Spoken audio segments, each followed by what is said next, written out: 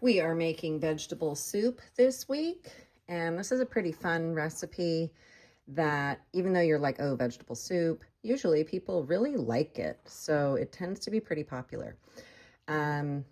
Day one is the first 4 boxes, and then day 2 is the bottom boxes, and we'll talk about that in just a few minutes here. So to start with, the ingredients we're going to need are listed, and we're going to be chopping celery and carrots. We're going to peel and cube the potato. And when you are chopping vegetables for soup, which is typically something that you eat when you're sick, it's a really good idea to wash them well, but you don't necessarily peel them. So for example, the carrot, I will not peel. I will just wash both of these really well with the scrubby brush under probably cold water. And then the potato, we've done this before. We're going to peel it, and then after we peel it, we'll wash it and then cut it up. At the same time, we're going to put our pot of 5 cups of water on the stove, and we'll go ahead and do it, turn it on to get it boiling, because we want to get it boiling so that we can cook our pasta. You can add a little bit of salt. You can add the lid. That will speed things up. We know these things. These are old news. Okay. I'm going to scrub my carrot and scrub my celery. You know, they both come from the earth, so there tends to be a little bit of dirt on them.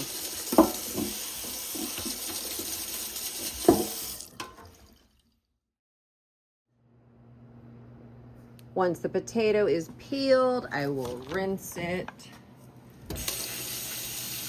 And then I will get ready to cut it. You probably saw that when I was peeling it, there were some brown parts. That's okay, just peel past them. Like, unless the whole potato is brown, don't worry about it. And for this soup, we want to cut everything into about 1/2-inch cubes because we need it to cook relatively quickly. So I first cut it in half like I always do with my vegetables, and I laid them flat so they're not rolling around. Then I cut long strips, and then with it still all together, I'm going to slice through, and nothing should be bigger than about 1/2-inch cube that way. The length doesn't matter. And you can just pick this up and throw it away. Make sure you have your paper towel out there. For my celery, I'm going to do something kind of similar. I'm going to cut off the ends, and then I'm going to slice it this way in the middle, then this way. So I have manageable sized pieces. Then I'll turn it sideways like this, and I'm going to cut through all of it at the same time. So I'm going to make sure I'm tucking these fingers back and away, bear claw. And then as you can rock the knife like this. What you're not going to do is you're not going to do this. I should never hear that when we're cutting. It's just super unsafe. Okay, so just whatever you need to do, but I also should not see you doing one piece at a time. Okay, you want to line them up and cut them all the same time. Saves a ton of work. Every group will have 2 knives, so you'll have 2 cutting boards going, and you can get it done a little faster that way. And then the carrot, similar situation. Cutting off the ends, cutting it down the middle, cutting it lengthwise, which is kind of hard because you have to push it through this whole thing. So you might want to start and then push with 2 hands like that. With this one, it's kind of big, so I'm going to go ahead and cut it again. Almost like a large carrot stick. Okay, then I'll probably do these in 2 sections. I'll do 4 at a time.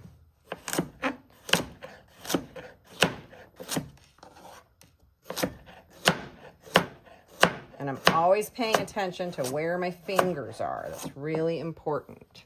It's not a race, although we do have to get it done somewhat quickly, but we have 2 cutting boards going, so that shouldn't be a problem. But you can never hurry, you can never rush. When you're cutting, you're always working carefully. Okay. At the same time that you're cutting, you can also have somebody filling the a 4-cup liquid measure with water and getting the bouillon dissolved. So you're really going to have to dovetail and have lots of people involved in what's going on, because we're going to do some cooking on day one. We're not just prepping. So you want to make sure you get everything going. You'll have your cook, your assistant cook, and maybe even somebody else helping get everything going. We're going to put 3 bouillon cubes. These are bouillon cubes, okay? And basically what it is you put 1 bouillon cube in 1 cup of water and you end up with 1 cup of chicken broth. So we're making soup, so we're going to do 3, and we're going to do 4 cups of water for a little extra liquid. And bouillon has been around for a billion years. This is not anything new. We'll open these up. These are mainly salt and a little bit of chicken broth flavoring. So they are definitely considered an extra. Not that you would have to put them on the food group's chart or anything, but they're just little condensed cubes of broth. Looks like that. Okay. And then you're going to put this into the microwave for about, I don't know, 4 minutes or so, long enough to get it really nice and hot. I'm going to go ahead and measure all of the little things. And, you know, your cooks can get the vegetables and start cutting while you guys are measuring everything. And then, of course, we're going to measure the garlic last because it's liquidy and wet, and it will make the measuring spoons wet. One thing I'm going to say is when you get here, especially periods 4, 5, and 6, like if things are wet, instead of freaking out about it, just dry them and then go do your measuring instead of being up there and being exasperated every time something is wet. Just dry them off before you go up there. I'm not saying it's okay to leave them wet, but you know, sometimes groups are in a tremendous hurry and they can't do any better. All right, so I need 1.5 teaspoons of Italian seasoning. And Italian seasoning is a blend of different spices. It's got marjoram, savory, sage, onion, garlic, and then a little oil in there. So it's something that's really useful when you need kind of a general flavor. And then we need 1/2 teaspoon of oregano. Oops, I think I forgot my 1/2 teaspoon of Italian seasoning. And then 1/2 teaspoon of oregano, and oregano leaves are a little bit bigger, so you just have to kind of level it off the best you can there because it's kind of messy business. And I need a dash of pepper, and let me show you how you do that.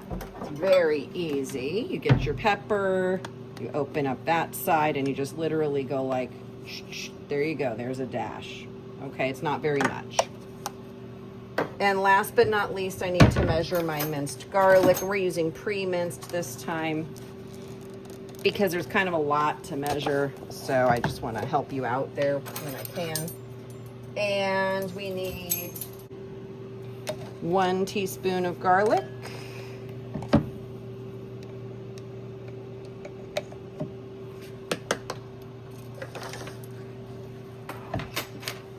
And then I have my tomato sauce, and it's just a can. And if you don't know how to open a can, we'll talk about that in a second. And I need a tablespoon of olive oil. And let's make sure that we bring a spill bowl, because I don't know why, but there's a whole bunch of you that don't bring spill bowls because you think for some reason I'm not looking. I'm always watching. I'm like Roz from Monsters, Inc. All right, in order to open the can, get your can opener. You figure out where the blade is. The blade's the top. It is, unfortunately for you lefties, it's right-handed. Like, that's the only way they make can openers, just like microwaves. It's really annoying. Okay, so you're gonna hook the lip of that blade onto the edge of the can. Okay, and then you have to push really hard. Use your muscles. And then you're gonna hold it with your left hand and turn with your right hand. And you have to go all the way around. You cannot stop in the middle and then pull it up with your finger because it will absolutely cut you. That is a super common cut that people get. Okay, so you're gonna go all the way around And then you're going to push this and lift it off, and it has to come all the way off, and you throw this directly into the trash can, or I promise you you're going to find a way to cut yourself with it. It's very easy to do. When you get the bouillon out of the microwave, you're just going to kind of let it hang out for a while. You can stir it up. If you really want to poke it with a fork until it dissolves, you could. But it will eventually dissolve, like before you eat the soup. So I wouldn't worry about it too much, but this is just us making our broth. All right, I'm putting the oil into the saucepan. I've got it on high because I'm going to get all my veggies in there, and I need them to cook somewhat quickly. So I've got my carrots, my potatoes, my celery, and I missed a couple pieces there. And my garlic is coming right up. And then I'm just going to kind of keep on top of this. You don't have to stir it 100% of the time, but you want to be available to stir it.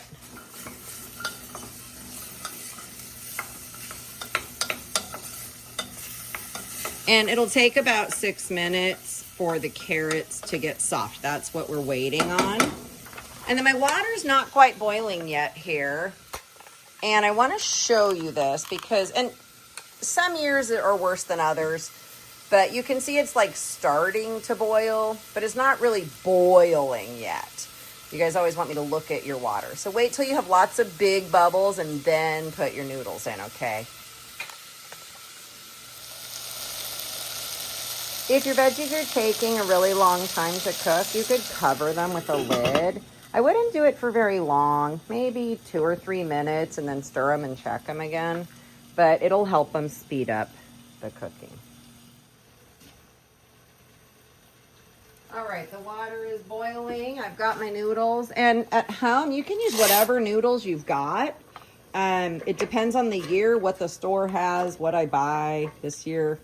It looks like we're doing some shells. That may or may not be what I have when you're doing your actual cooking, because sometimes I use what I have in the classroom. And then you just always want to follow the directions on the bag for how long to cook some pasta. This particular pasta says we need to cook it for 7 to 9 minutes. So I'll set my timer for 8 minutes. Hopefully you remember that with noodles, you don't want to stir them very often. And once the noodles are in the pot, you remove any kind of lid that you had going on. And then my veggies over here, I'm stirring them every now and then. And you will notice that they'll get kind of stuck to the pot, and they'll get kind of stuck and turn brown a little bit, and that's okay. It's not a big deal. You can always turn your heat down. You know, I find that sometimes you guys don't know how to regulate the heat. So you can always turn it down so that it's not so high. If things are smoking, turn it down a little bit, all right? But now they're ready for all of the additional ingredients. So now I'm going to add the broth, the tomatoes, and the spices. So I'm going to pour all my spices into one bowl. So I just put them all in there together. I'm going to add my tomato sauce, and you have a whole can of your very own, and the broth. And when you add the broth, it's going to do a lot of sizzling, and it's okay. It's not a big deal. Just be careful with pouring. See how I'm in the pot pouring? I'm not pouring from up high and not pouring from the side. Okay, so now everything is in the pot, and while all this stuff is cooking, I'm going to do some dishes, just like you should do some dishes. Start putting things away, start washing things, start cleaning up around you. Okay, you don't know this, but I just switched sides because the soup was cooking really, really good on the left burner, but the pasta wasn't boiling very well on the right burner. So I swapped them, and I think the pasta needs more heat at this point. And if you think to do this, you can. You certainly don't have to. But now you can see it's boiling really well.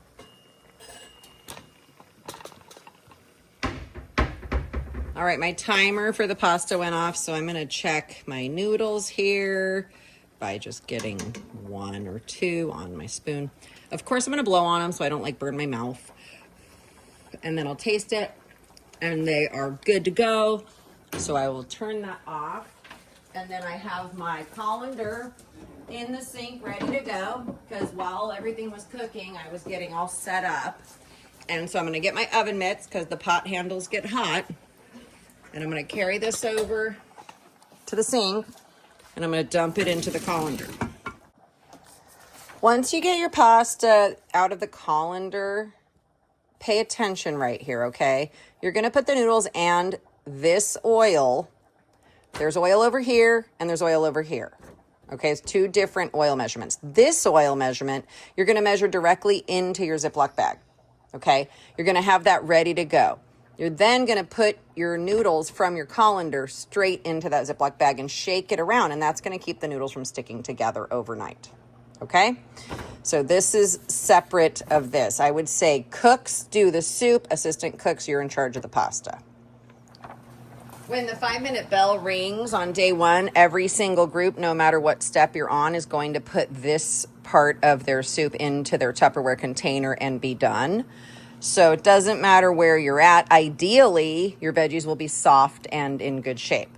If they are not, oh well, you didn't move fast enough. You can cook it some more on Friday. Okay.